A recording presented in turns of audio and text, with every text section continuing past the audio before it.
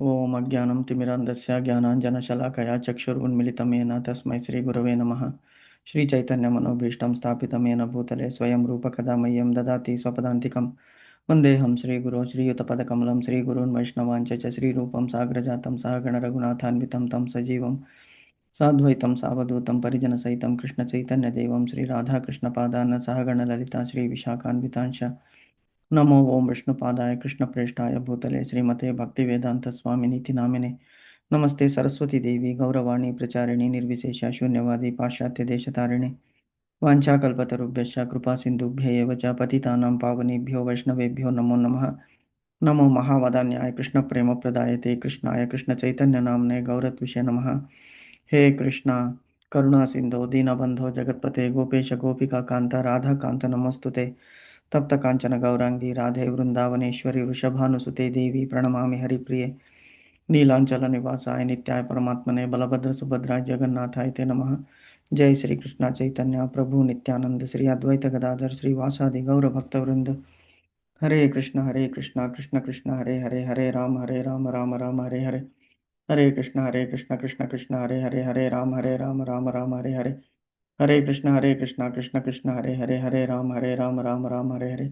एकं शास्त्रं देवकी पुत्रगीतम् एको देवो देवकी पुत्र एव च. एको मन्त्रस्य तस्य नामानि यानि कर्मस्येकं तस्य देवस्य सेवा. हरे कृष्ण कृष्ण कृष्ण हरे राम राम हरे हरे. हरे कृष्ण माताजी. హరే కృష్ణ ప్రభుజీ. హరే కృష్ణ మాతాజీ. సో మనము ఎక్కడున్నాం మాతాజీ? నిన్న జస్ట్ ఇది భావం చదివాం ప్రభుజీ.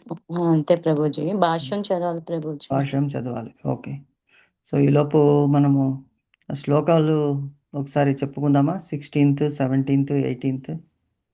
ఓకే ప్రభుజీ.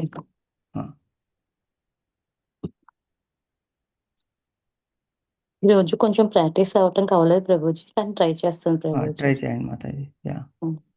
అనంత విజయ రాజా కుంతి పుత్రో ఉదిష్టరః నకుల సహదేవచ షఘోష మణి పుష్పకౌ కాశ్యచ్చ పరమేశ్వరశ్చ శిఖండీ చ మహారథ దుష్టదోమన విరాటాచ సాహితకి పరాజయతి ద్రౌపదో.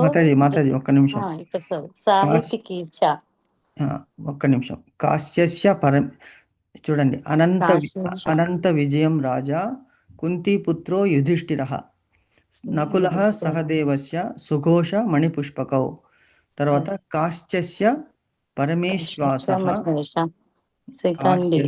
పరమేశ్వాసః శిఖండీ చ మహారథః దుష్టదోమో విరాటాచ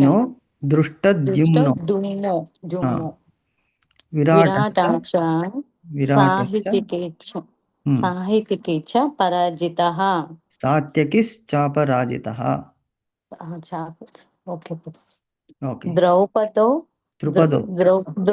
ద్రౌపది చ సర్వేష పృథివీపతే. సౌభద్ర చ మహాబాహు శంఖ దుద్మ పృథక్ ద్రౌపదో ద్రౌపదయశ్చ సర్వశః పృథివీపతే సౌభద్రశ్చ మహాబాహుః శంఖాన్ దద్ముః పృథక్. మళ్ళీ ఒకసారి ప్రాక్టీస్ చేయండి. మళ్ళీ రేపు ఇదే చదువు. ప్రభుజీ అదే ప్రభామాతాజీ ఇన్వైట్ చేయమంటున్నారు ప్రభుజీ. ఓకే మాతాజీ.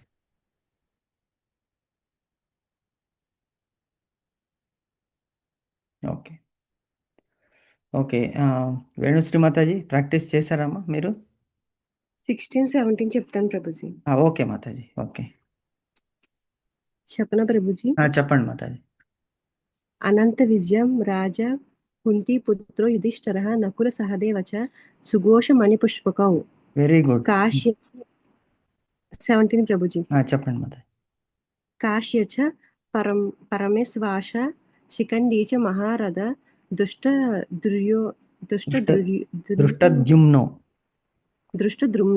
हाँ, విరాట చ సాత్యక కీచ పరం జతం అంతే సాత్యకిస్ ప్రభు. చాపరాజిత సాత్యకిస్ లేకుంటే అది సాత్యకి కీచకం అయిపోతుంది, అది తప్పు. అది దృష్టద్యుమ్నో విరాటశ్చ సాత్యకిస్, అక్కడ సాత్యకిస్ చాపరాజిత. సాత్యకి ఆ షాకి చాపరాజిత దీర్ఘం ఉంది, కానీ అక్కడ మనం పలకాల్సింది చాకు దీర్ఘము. విరాటశ్చ సాత్యకిస్ చాపరాజిత. ఓకే, మంచిగా బాగా చదివారు Mataji. Nice, very good. Hare Krishna Prabhuji, ధన్వత్ pranams Hare Prabhuji. Krishna ప్రభా మాతాజీ, దండవత్ ప్రణామ్స్. బాగున్నారు మాతాజీ? బాగున్నాం ప్రభుజీ, మీరంతా బాగున్నారా? అంతా కృష్ణుడి దయ వల్ల బాగున్నాం Mataji. Thank you Mataji. Okay, so మీరు ఒకసారి చదువుతారు మాతాజీ? 16, చెప్తాను 17, ప్రభుజీ. 18. పాంచజన్యం హృషీకేశో దేవదత్తం ధనుంజయః పౌండ్రం తద్మో మహాశంఖం భీమకూర్మావృకోదరః. ఓకే, 15th చదివారు కదా? Yes Prabhuji. Okay Mataji. So రేపు ఈ 3 చదవండి. అనంత విజయం రాజా ఆ, ప్రభుజీ 16th చెప్పండి. 18th కూడా చెప్పామంటారా? Very good, very good. చెప్పండి మాతాజీ.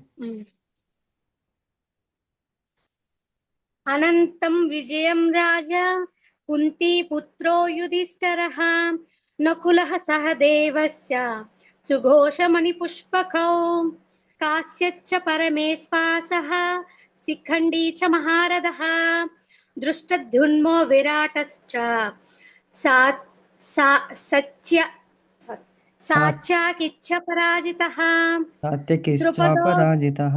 Okay, very good. సాత్యకిచ్చ పరాజితः కరెక్ట్. ద్రుపదో ద్రౌపదేయాశ్చ సర్వస్య పృథివీపతే సౌభద్రస్య మహాబాహుః శంఖాంతద్ముః పృథక్ పృథక్. వెరీ హరే గుడ్ కృష్ణ మాతాజీ, ప్రభు. Excellent. Hare Krishna, Hare Krishna. Very nice. చక్కగా ప్రాక్టీస్ చేశారు, చక్కగా పలికారు. వెరీ వెరీ నైస్, నైస్ మాతాజీ. ఓకే, సో ఇవాళ మనము నిన్న 5.1 అంటే 5th చాప్టర్లో ఫస్ట్ శ్లోకం స్టార్ట్ చేశాము. సో దానికి తాత్పర్యం అనేటువంటిది చదివాము. భాష్యం ఇవాళ చదవాలి. సో ఫస్ట్ ఏం చదివాము, ఏం చెప్పుకున్నాం అనేటువంటిది డిస్కస్ చేద్దాము. దెన్ విల్ గో టు తాత్పర్యం. సో అర్జున ఉవాచ, భగవంతుడు అంటున్నాడు, అర్జునుడు అంటున్నాడు భగవంతుడితో. అర్జున ఉవాచ సన్యాసం కర్మణాం కృష్ణ పునర్యోగం చ సంశసి యచ్చేయేతయోరేకం తన్మే బ్రూహి సునిశ్చితం. మళ్ళొకసారి చదువుతాను. అర్జున ఉవాచ సన్యాసం కర్మణాం కృష్ణ పునర్యోగం చ సంశసి యచ్చేయేతయోరేకం తన్మే బ్రూహి సునిశ్చితం. ఈ శ్లోకంలో భగవంతుడా శ్రీకృష్ణుడా, నాకు కన్ఫ్యూజ్ అయిపోయాను కృష్ణ. నువ్వు ఫస్ట్ జ్ఞానము ఇంపార్టెంట్ అన్నావు, తర్వాత కర్మాన్ని త్యాగం చేయమన్నావు. మరి తర్వాత కర్మం చేస్తే జ్ఞానం వస్తుందన్నావు. అసలు ఏది చేయాలో ఒకటి నిశ్చయంగా నాకు చెప్పు, ఎందుకంటే నా మైండ్ అసలు కన్ఫ్యూజ్ అయిపోతుంది, ఇది నేను అర్థం చేసుకోలేకుండా ఉన్నాను అని అంటున్నాడు భగవంతుడు. ఎందుకంటే 4th చాప్టర్లో భగవంతుడు ఏం చెప్పాడంటే జ్ఞాన కర్మ సన్యాస యోగము, ఆ 3 కలిపి చెప్పేశాడు భగవంతుడు. జ్ఞానముతో పాటు కర్మ చేయాలి, జ్ఞానముతో పాటు చేసేటువంటి కర్మ ఎలాగుండాలి, సన్యాసయుక్తంగా ఉండాలి. అంటే ఆ కర్మ ఫలితాలని ఆశించకూడదు. మరి ఇది అసలు ఏం చేయాలి? ఫస్ట్ జ్ఞానం తీసుకోవాలి నువ్వన్నావు. జ్ఞానముతో చేసిన కర్మనే ముక్తికి సాధనం అవుతుంది అన్నావు. తర్వాత కర్మ చేస్తే సన్యాసం చేయమంటున్నావు. అసలు కర్మ చేయొద్దంటున్నావా, కర్మ చేయమంటున్నావా, ఏం చేయమంటున్నావు కరెక్ట్గా చెప్పు కృష్ణ అని అంటున్నాడు. దయచేసి మిక్కిలి స్పష్టముగా చెప్పండి, బ్రూహి దయచేసి తెలపండి. ఏదో ఒకటి చెప్పండి, ఈ రెండిటిలో ఒకటి నాకు చెప్పండి అని చెప్తున్నాడు భగవంతుడు. అర్జునుడు శ్రీకృష్ణుడిని ఏమంటున్నాడు, ఓ కృష్ణ, మొదట నీవు నన్ను కర్మత్యాగము చేయమని చెప్తివి. కర్మత్యాగము చేయమంటే ఇప్పుడు నేను మళ్ళీ ఫైట్ చేయమంటున్నావు కదా, లాస్ట్లో అంటున్నావు ఏమంటే ఫైట్ చేయాలి అంటున్నావు. కర్మత్యాగం చేయమంటున్నావు, మళ్ళీ పని చేయమంటున్నావు. అసలు నాకు అర్థం కావటం లేదు ఈ రెండిటిలో ఏది. తర్వాత ఇప్పుడు ఏమంటున్నావు, మళ్ళీ తిరిగి భక్తియుక్త కర్మను చేయమంటున్నావు. భక్తియుక్త కర్మ అంటే నన్నే తలుచుకొని మళ్ళీ యుద్ధం చేయి అంటున్నావు. సో కాబట్టి నాకు కన్ఫ్యూజ్ అయిపోయింది కృష్ణ. ప్లీజ్ దయచేసి ఈ రెండిటిలో ఏది మిక్కిలి శ్రేయోదాయకం, అంటే రెండిట్లో ఏదో ఒకటి, రెండిట్లో ఒకటి తప్పకుండా ఎక్కువ ఉంటుంది కదా, అది నాకు చెప్పండి అని కృష్ణుణ్ణి అడుగుతున్నాడు అనమాట అర్జునుడు. నాకు దయచేసి ఒకటి శ్రేయోదాయకం, బెటర్, విచ్ ఈస్ బెటర్, భక్తి బెటరా కర్మ బెటరా? కర్మ చేయాలా భక్తి చేయాలా? భక్తియుక్త సేవ చేయమంటున్నావు, భక్తి అంటున్నావు, మళ్ళీ సేవ అంటున్నావు. సో ఈ రెండు ఎలాగ చేయగలను చెప్పండి. ఈ రెండిట్లో ఏది బెటరు, ఈ రెండిట్లో ఏది బెటరు, ఏది డెఫినెట్గా చెయ్యాలి, నిశ్చయముగా చెప్పండి అని భగవంతుణ్ణి అర్జునుడు అడుగుతున్నాడు అనమాట. సో దానికి మనం ఇందులో భాష్యం చదివి అర్థం చేసుకుంటాం. ఏమంటున్నాడో, అర్జునునికి ఏం అర్థమైంది, మనకేం అర్థమైంది. ఎందుకంటే అర్జునుడు అంటే మహాయోధుడు, ఇంద్రుని అంశ, అతనికే అది క్లియర్గా అర్థం కాలేదు అని అక్కడ అనిపించినప్పుడు మరి సాధారణ మానవులను మనకి ఎలాగ అర్థమవుతుంది, మనకి ఏం అర్థమైంది, ఏం అర్థం కాలేదు అనేటువంటిది ఈ తాత్పర్యంలో మనము తెలుసుకుందాం, ఈ భాష్యంలో తెలుసుకుందాం. ఓకే, చదవండి మాతాజీ భాష్యం. భగవద్గీతలోని ఈ 5వ అధ్యాయంలో భగవానుడు భక్తియుత కర్మ శుష్క మానసిక కల్పన కంటే ఉత్తమమైనదని తెలియజేస్తున్నాడు. భక్తి యోగము ఇంకొక దానిని కంటే సులభమైనది, ఎందుకంటే దివ్య స్వభావము కలది అయినందున అది మనిషిని ఫల విముక్తిని చేస్తుంది. 2వ అధ్యాయంలో ఆత్మను గురించిన ప్రాథమిక జ్ఞానము, ఆది భౌతిక దేహంలో చిక్కుబడి ఉండడము వివరించబడ్డాయి. బుద్ధి యోగము లేదా భక్తి యోగం. మాతాజీ ఒక్క నిమిషం, ఇది చదివిన తర్వాత మళ్ళీ అర్థం చేసుకుని నెక్స్ట్ దానికి వెళ్దాం. Okay Mataji, Hare Krishna. Hare Krishna Prabhuji. Okay Prabhuji. Okay Mataji. So ఎందుకంటే స్టెప్ బై స్టెప్ వెళ్దాం. ఇది చాలా భగవంతుడు ముడి విప్పుతున్నాడు అనమాట. ఇప్పుడు ఏమని చెప్తున్నాడు, అడుగుతున్నాడు. భగవద్గీత ప్రభుపాదుల వారు క్లియర్గా చెప్తున్నారు. ఏమిటి ఫస్ట్ చాప్టర్ ఏమిటి, అర్జున విషాద యోగము. అంటే మనమందరూ కూడా ఈ భూమిలో ఏమిటి, దుఃఖాలయం అశాశ్వతం, మాముపేత్య పునర్జన్మ దుఃఖాలయం అశాశ్వతం, నాప్నువంతి మహాత్మానం సంసిద్ధిం పరమాం గతి అని భగవంతుడు అన్నాడు. ఈ దుఃఖాలయంలో అశాశ్వతమైనటువంటి వాటి కోసమే మానవులు ఎగబడుతూ ఉంటారు. వాళ్ళకి అర్థం కాదు అసలు దుఃఖం ఎందుకు వస్తుందో అర్థం కాదు, వ్యాధి ఎందుకు వస్తుందో అర్థం కాదు, బాధ ఎందుకు అవుతుందో అర్థం కాదు. మనసులో ఆది వ్యాధులు అనేటువంటిది ఈ కలియుగంలో తప్పదు. సో ఏం చేస్తూ ఎందుకు వచ్చింది అంటే మనం అందరూ కూడా అర్జునుని పొజిషన్లోనే ఉన్నాము. ఇది చేయాలా, ఇది చేయకూడదా, ఇది చేస్తే ఏమవుతుంది, ఇది చేయకుంటే ఏమవుతుంది. సో కన్ఫ్యూజ్డ్ డైలమా స్టేట్లో మనం అందరూ ఉన్నాము, కన్ఫ్యూజ్డ్ స్టేట్లో. అది అర్జున విషాద యోగము. అక్కడి నుంచి బయటపడాలంటే ఒక గురువుని ఆశ్రయించాలి. ఆ గురువుని ఆశ్రయించాడు ఎవరు, అర్జునుడు. సెకండ్ చాప్టర్ అంటే ఫస్ట్ చాప్టర్ ఎండింగ్లో చెప్పేశాడు, నేను సశరం చాపం చతికిల పడిపోయాడు, మొత్తం అన్నీ వదిలేసి కింద పడి కూర్చుంటే అప్పుడు అర్జున్ని లేవదీశాడు కృష్ణుడు లేవదీసి కార్పణ్య దోషం అని అడిగాడు. నాకు అర్థం కావటం లేదు, ఇటువంటి విషమ పరిస్థితులు సముపే విషమస్థితం అనార్యజుష్టమస్వర్గం అకీర్తికరమర్జున అంటాడు. ఇటువంటి క్లిష్ట పరిస్థితుల్లో నీ వంటి వీరుడు చతికిల పడడం అసలు సమంజసం కాదు అని చెప్పుకుంటూ వచ్చి అక్కడ ఏం చెప్పాడు, ఆత్మ గురించి చెప్పాడు భగవంతుడు. ఆత్మ అంటే ఏమిటి, దేహం అనేటువంటిది ఏమిటి, ఎందుకు బాధపడుతున్నావు, ఎందుకు భయపడుతున్నావు, టెంపరీ దాని గురించి ఆలోచించకు, పర్మనెంట్ అయినటువంటి ఆత్మ గురించి ఆలోచించు అని చెప్పుకుంటూ వచ్చి అక్కడ ఏం చేస్తున్నాడు, భగవద్గీతల 5వ అధ్యాయంలో ఇప్పుడు శుష్క మనోకల్పనల కంటేను భక్తితో చేయబడు కర్మ శ్రేయస్కరము అని చెప్తుండెను. శుష్క మనోకల్పనలు అంటే, శుష్కం అంటే ఏమిటి, వేస్ట్. మనోకల్పన అంటే మనం ఎక్కడో భగవంతుడు ఎక్కడో ఉన్నాడు, ఏదో చెయ్యాలి అనేటువంటి చింతన చేస్తూ ఉంటాం మనం భగవంతుని గురించి. చింతన చేస్తూ ఉన్నప్పుడు అంటే మనకి అర్థం ఒక దగ్గర మనకి మనస్సు నాటదు. ఏమంటున్నాడు భగవంతుడు అంటే, ఈ భక్తి సేవయు అంటే భక్తితో చేసేటువంటి సేవ ఊహతో చేసేటువంటి చింతన. రెండు ఉన్నాయి ఇక్కడ, టూ థింగ్స్. మనము చింతన చేస్తున్నాము, చింత కాదు. చింత చితికి దగ్గర చేస్తుంది, చింతన భగవంతుని దగ్గరికి మమ్మల్ని తీసుకెళ్తుంది. రెండు థింగ్ ఒకటి డిఫరెన్స్. చింతకి చిత, చింత తర్వాత చింతన. చింత అంటే ఆలోచన, చింత అంటే ఏమిటి? మనము దేని గురించో బాధపడుతున్నాము, అది చింత. ఎందుకు చింతిస్తున్నారు అని అడుగుతారు. ఏమిటండి, ఎందుకు అలాగ దుఃఖంగా ఉన్నారు, ఎందుకు చింతిస్తున్నారు అంటే మనసులో ఏదో బాధ ఉంది కాబట్టి దాని గురించి తలుచుకుంటూ ఉన్నాను, అది చింత అవుతుంది. సో తలుచుకోవడం వలన ఆ బాధ తగ్గిపోతుందా? తగ్గిపోదు. అది ఎవరికైనా చెప్పుకోవాలి. చెప్పుకుంటే మనకి తోచనటువంటి దాన్ని వాళ్ళు పరిష్కారం చెప్తారు, పెద్దలు కానీ గురువులు కానీ ఎవరైనా కూడా, ఈవెన్ ఫ్రెండ్స్. సో చింత చింత చింత చింత చేసుకుంటూ ఉంటే, అంటే worry is the fear is the worry before the actual problem is due అంటాడనమాట. So worry is the interest we pay on trouble before it is due. కాబట్టి వరీ చేసుకోకూడదు. ఎందుకు? అన్నీ భగవంతుడే చేస్తున్నాడు, సర్వం కృష్ణుడే చేస్తున్నాడు. ఈశ్వరో పరమో కృష్ణ సచ్చిదానంద విగ్రహ అనాదిరాదిర్ గోవింద సర్వకారణ కారణము.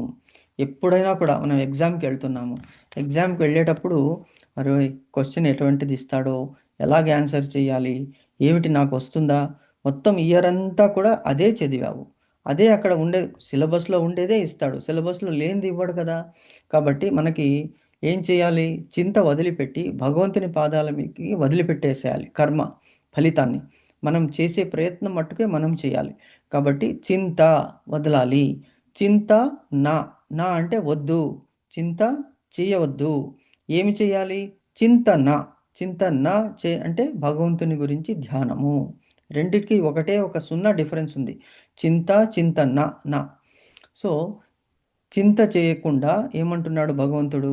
మనం చింతన చేస్తున్నాం. చింతన చేయడం అంటే ఏమిటి? థింక్ చేస్తున్నాం. దేని గురించి? ఊహించుకుంటున్నాము. ఓహో ఇది చేస్తే అది. దానికంటే కూడా యాక్షన్ ఈజ్ వెరీ ఇంపార్టెంట్. కూర్చుని ఒక దగ్గర చేసేటువంటి కంటే యాక్షన్ వితౌట్ ఎక్స్పెక్టేషన్ చెప్తున్నాడు భగవంతుడు. భక్తియుక్త సేవయు భక్తితో చేసేటువంటి సేవ ఊహాత్మక చింతన కంటే బెటరు. ఊహాత్మక చింతన అంటే ఏమిటి?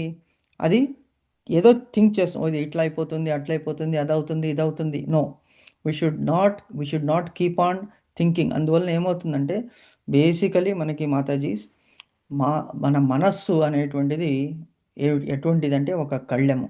ఈ ఇంద్రియాలు ఆ మనస్సుని లాక్కుంటూ వెళ్తుంటుంది. ఆ మనస్సు ఆ కళ్ళెము ఎటువంటి ఇంద్రియాలు చాలా బలంగా ఉంటాయి. ఆ కళ్ళెము దాన్ని ఏమీ చేయలేదు, కానీ అది కంట్రోల్ చేసేటువంటి వాడు బుద్ధి. సో ఆ కళ్యాణి మనస్సుని బుద్ధికి ఇచ్చేసేయాలి. బుద్ధి ఏం చెప్తుంది? అన్నీ చేసేటువంటి వాడిని నేనే, భగవంతుడే అన్నాడు, నేనే అన్నిటినీ చేస్తున్నాను. కాబట్టి నీకేమిటి? నీవు కేవలము ఒక ఇన్స్ట్రుమెంట్. కాబట్టి యూ థింక్ ఇన్స్టెడ్ ఆఫ్ ఇది చేయాలా అది చేయాలా, దానికంటే నా గురించి తలుచుకుంటూ పని చేయమని చెప్తున్నాడు అనమాట ఇందులో భగవంతుడు. సో 5th చాప్టర్లో భగవంతుడు స్ట్రైట్గా వచ్చేసాడు పాయింట్కి. ఏమిటి? భక్తియుక్త సేవ అన్నిటికంటే బెటరు. భక్తియుక్త సేవ అంటే ఇందాక మాతాజీ చెప్పారు, అను మాతాజీ. ఇప్పుడు రథయాత్ర స్టార్ట్ అయింది జగన్నాథ్పురి క్షేత్రంలో, దివ్యధామంలో రథయాత్ర స్టార్ట్ అయింది. సో మనం ఏం చేస్తున్నాము? అరే మనం అక్కడికి వెళ్ళాలి, అది చూడాలి, మనం ఉంటే బాగుండు, ఇలా తలుచుకునే దానికంటే we should do it action. Mataji ఏం చేశారు? రథయాత్ర ఇవాళ పెడతానన్నారు, వీడియో పెడతానన్నారు. సో మనం దాన్ని చూద్దాం, అట్లీస్ట్ మనము దర్శించి we can feel our presence. పోలేదే చూడలేదే అని బాధపడకుండా అట్లీస్ట్ భగవంతుడు ఈ సౌకర్యాన్ని ఇచ్చాడు మనకి. బికాస్ మనం అనుకుంటాము, కానీ ఎన్నో ప్లానింగ్ ఇంపార్టెంట్. ఆ టైంలో వసతి దొరకాలి, అక్కడికి వెళ్ళాలి, టికెట్స్ దొరకాలి, అక్కడ ఉండాలి. సో మనకి వేరే పనులన్నీ ఉన్నాయో లేవో అన్నీ భగవంతుడు అంటాడు, నేను అన్ని చోట్లనో ఉన్నాను, నీకు ఎప్పుడు అనుకూలం అవుతుందో అప్పుడు తప్పకుండా వచ్చి దర్శించుకో అంటాడు. సో చింతన ఈజ్ డివోషనల్ సర్వీస్, అంటే భక్తియుక్త సేవ చింతన కంటే బెటరు అని చెప్తున్నాడు. ఎందుకు? భక్తియుక్త సేవలో ప్రకృతి గుణాలకు అతీతమైన లగుటి చేత అది ఒకరిని సమస్త కర్మ ఫలాల నుండి విముక్తి చేయగలదు. అంటే భక్తియుక్త సేవ అంటే ఏమిటి?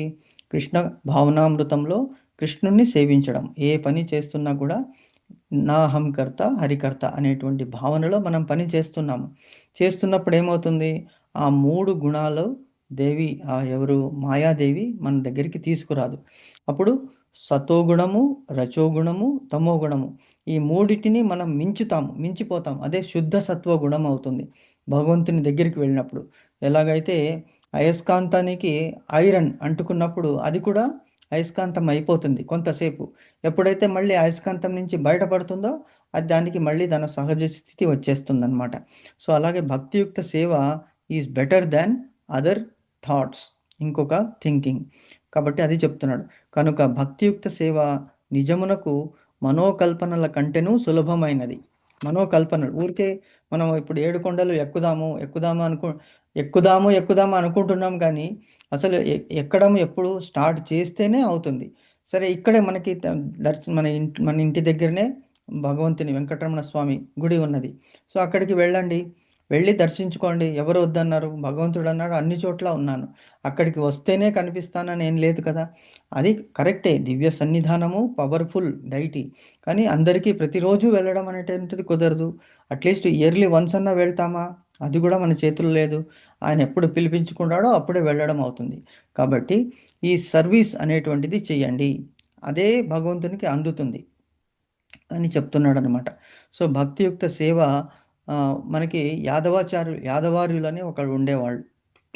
ఎందుకు చెప్తున్నానంటే ఈ ఎగ్జాంపుల్ ఇమాజినేషన్ కంటే కర్మ చాలా ఇంపార్టెంట్ అంటున్నాడు.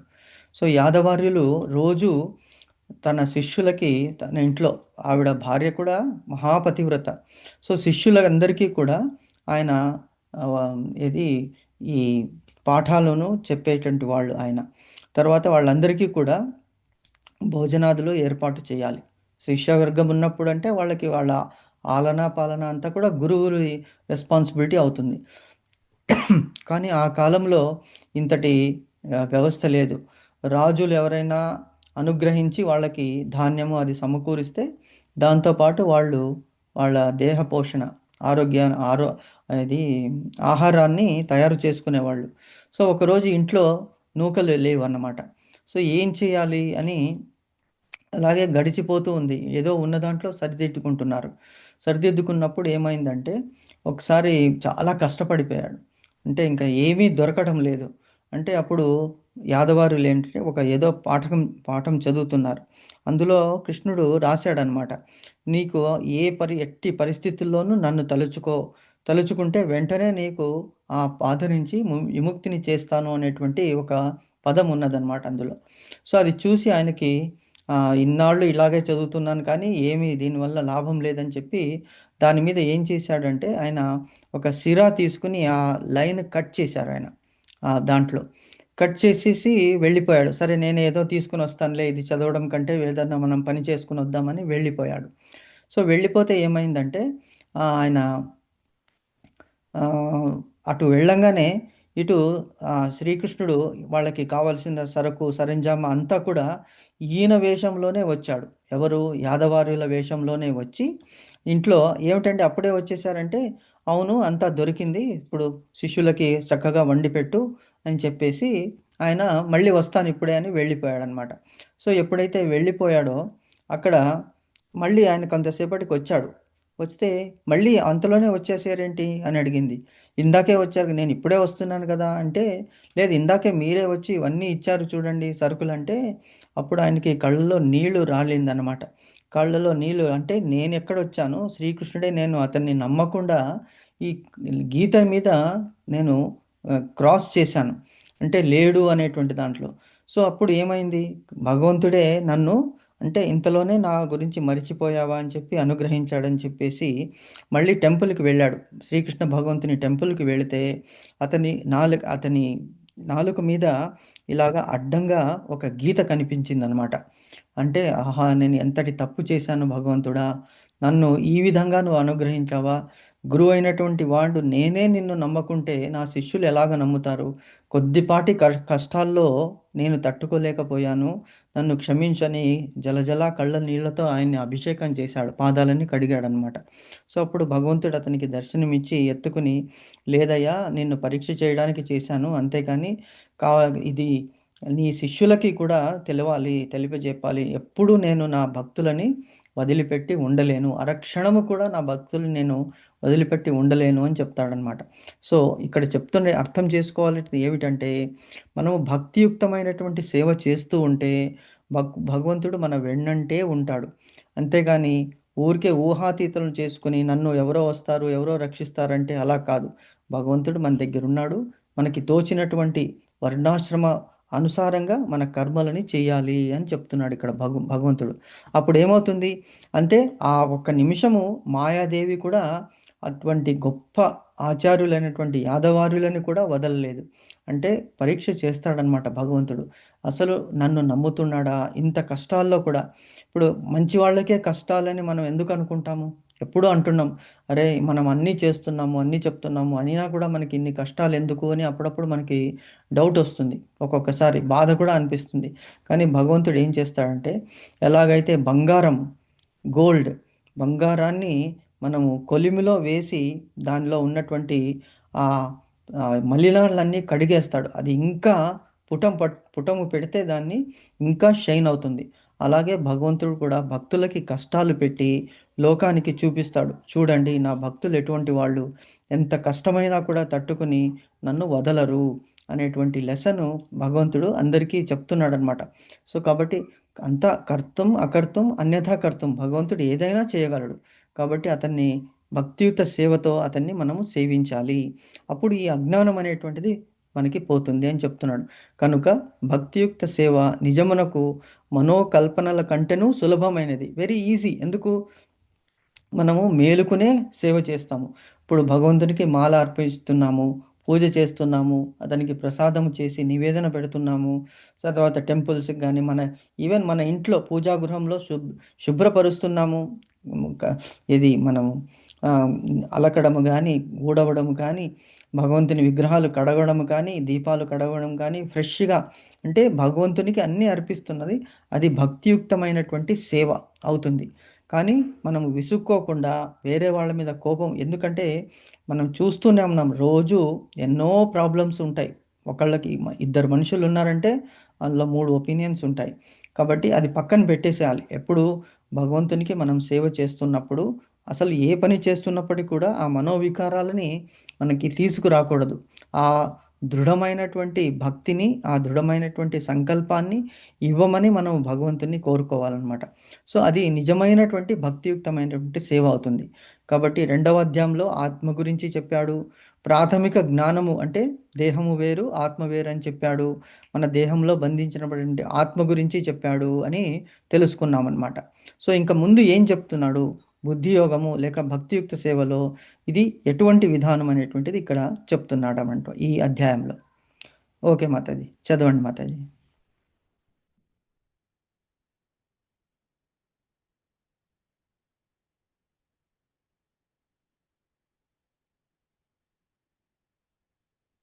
హరే కృష్ణ మాతాజీ. కృష్ణ ప్రభుజీ. మాతాజీ చదవమంటారా ప్రభుజీ? చదవండి మాతాజీ, చదవండి.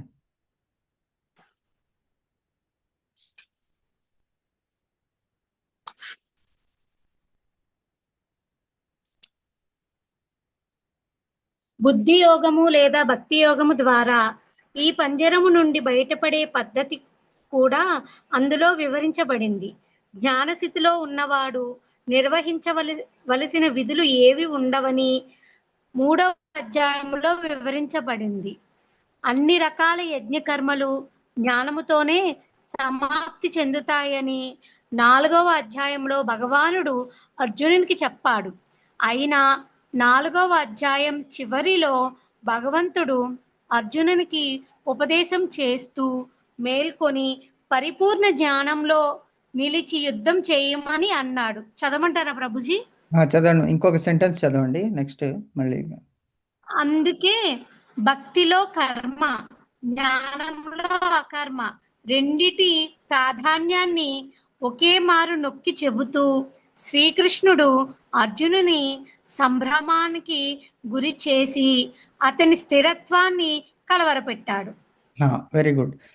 Right, very nice. సో ఇప్పుడు ఎగ్జాంపుల్ ఒకటి తీసుకుందాం. ఇక్కడ భగవంతుడు ఏం చెప్తున్నాడు అంటే, భక్తి యోగము అంటే భక్తి బుద్ధి యోగము లేక భక్తియుక్త సేవతో ఈ భౌతిక బంధాల నుండి విడివడు విధానము కూడా ఈ అధ్యాయంలో వివరించబడిన. ఎందులో? సెకండ్ చాప్టర్లో. బుద్ధి యోగం అంటే తెలుసుకుని చెయ్యాలి కర్మ. ఏం తెలుసుకుని చేయాలని చెప్తున్నాడు అర్జునునికి? దేహము వేరే, ఆత్మ వేరే, అన్యాయం వైపు ఉన్నారు వాళ్ళందరూ, కాబట్టి వాళ్ళని తప్పకుండా శిక్షించాలి. వాళ్ళని శిక్షించడం అనేటువంటిది నేను చెప్తున్నాను. నేను ఎవరు? నేను భగవంతుణ్ణి. సో భగవంతుడు ఏం చెప్పాడు? ధర్మో రక్షతి రక్షితః. ధర్మాన్ని ఎవరైతే రక్షిస్తారో వాళ్ళని ధర్మము రక్షిస్తుంది. యథో ధర్మ తథో కృష్ణ, యథో కృష్ణ తథో జయ అని చెప్పాడు భగవంతుడు. కాబట్టి నేను ఎటువైపు ఉన్నాను? ధర్మం వైపు ఉన్నాను. మరి ఏం చేయాలి? అధర్మాన్ని నాశించాలి. పరిత్రాణాయ సాధూనాం వినాశాయ చ దుష్కృతాం ధర్మ సంస్థాపనార్థాయ సంభవామి యుగే యుగే చెప్పాడు భగవంతుడు. కాబట్టి నువ్వు ఆ సేవ చెయ్యి, భక్తియుక్తమైనటువంటి సేవతో కర్మ చేయాలి. ఏం కర్మ చేయాలి? క్షత్రియ విధానంగా వాళ్ళని సంహరించాలి అని చెప్పాడు భగవంతుడు. కాబట్టి అది సెకండ్ చాప్టర్లో చెప్పాడు. తత్తా ఏమిటి? హతోవా ప్రాప్ససే స్వర్గం జిత్వావా భోక్షసే మహిం తథా హత్వా ప్రాప్ససే స్వర్గం జిత్వా భోక్షసే మహిం తస్మాత్ ఉత్తిష్ఠ కౌంతేయ యుద్ధాయ కృత నిశ్చయ అని చెప్పాడు భగవంతుడు. కాబట్టి లేసి పని చెయ్యి, భక్తియుక్త సేవ చెయ్యి అని చెప్పాడు. తర్వాత మూడో చాప్టర్కి వచ్చేటప్పటికి ఏం చేశాడు? జ్ఞానము అంటే జ్ఞానముతో తెలుసుకోవాలి. ఏమిటి? కర్మ అకర్మ అంటే ఏమిటి, వికర్మ అంటే ఏమిటి అన్నీ చెప్పాడు భగవంతుడు. సో అన్ని కర్మలు కూడా చివరికి ఏమవుతుంది? దివ్య జ్ఞానంలోనే కంప్లీట్ అవుతుందని ఫోర్త్ చాప్టర్లో చెప్పాడు.